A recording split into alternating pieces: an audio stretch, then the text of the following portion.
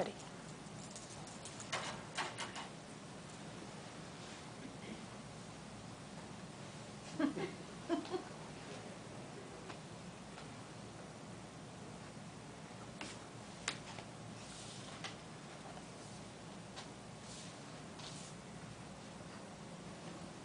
I want all of you to think about your daily routine getting to work every day.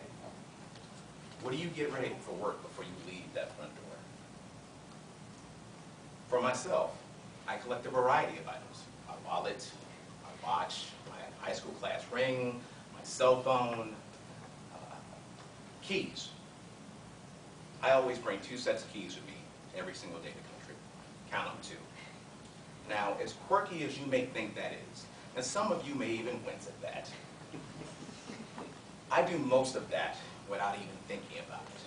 And I get to work on time without incident. Now imagine if your morning rituals prevented you from getting to work on time, all the time. Do you feel the need to check things over and over?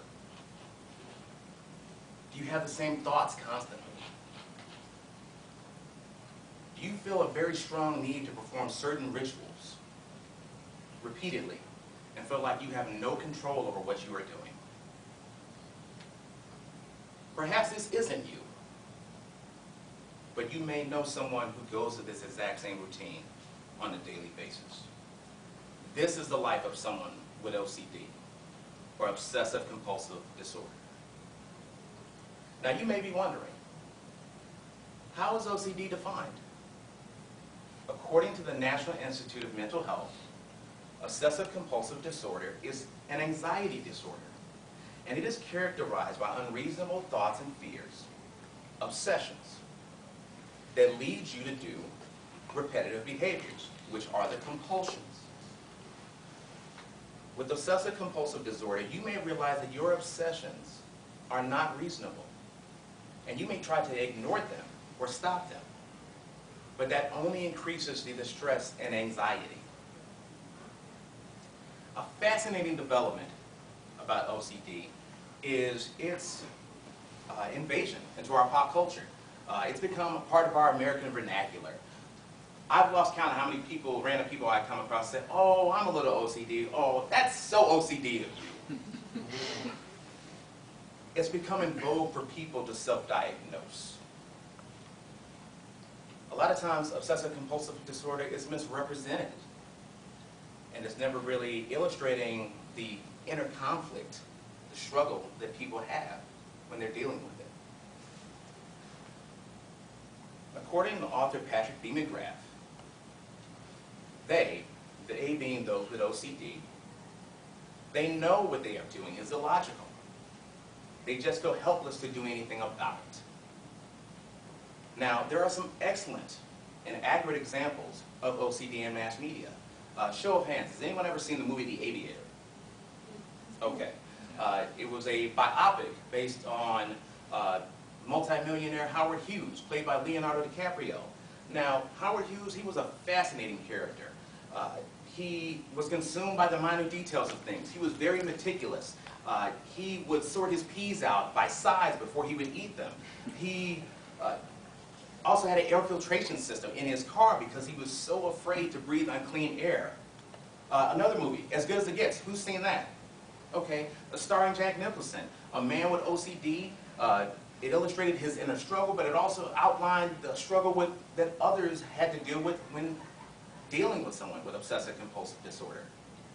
Howie Mandel, comedian, host of the TV show Deal or No Deal. Anyone ever seen an episode of that? If you notice, he never shakes hands with contestants. He only bumps fists, so he doesn't have to deal with the obsession about his hands being dirty. Now, there are some clear signs and symptoms of obsessive compulsive disorder. According to author Bruce Hyman, people with OCD are generally accustomed to arranging things in a certain order and getting angry or anxious if that order is disturbed. Excessive checking of household items such as doors, windows, locks, lights, and etc. an excessive fear of harm coming to oneself or others, having a reasonable fear of doing wrong, having a perfectionist sense of fear, a fear of doing wrong, having severe anxiety if usual routines are disrupted, excessive collecting, sometimes of seemingly useless items, a phenomenon some of you may know as hoarding. Some of you may know some folks like that. Now, according to the National Institute of Mental Health, those with OCD can't control the unwanted thoughts and behaviors. They don't get pleasure when performing the behaviors or rituals, but they do get a momentary reprieve or relief from the anxiety the thoughts cause. Those with OCD spend at least a minimum of an hour a day on the thoughts and rituals which cause distress and get in the way of daily life. Now, there is a process for OCD diagnosis and treatment. You just can't announce to the world, "Hi, I have obsessive compulsive disorder." There's a process. There's a battery of tests. You have to talk to a licensed professional about something like that. According to the Mayo Clinic, the main two treatments for obsessive compulsive disorder are psychotherapy and medication. One type of psychotherapy is called cognitive behavior therapy. And it's especially useful for teaching a person to find different ways of thinking, behaving, and especially, more important, reacting to situations that help him or her feel less fearful without having obsessive thoughts or acting compulsively. Most commonly prescribed medications for obsessive compulsive disorder are Zoloft and Prozac. In summation, what's routine or normal for us may be outright debilitating or outright paralyzing, figuratively speaking, for someone with obsessive compulsive disorder. Their world is one of shame, continuous doubt, and gravitation to worst case scenarios. But not all is lost. There is hope. With the right combination of treatment and support, those with obsessive compulsive disorder can overcome the great anxiety. Thank you.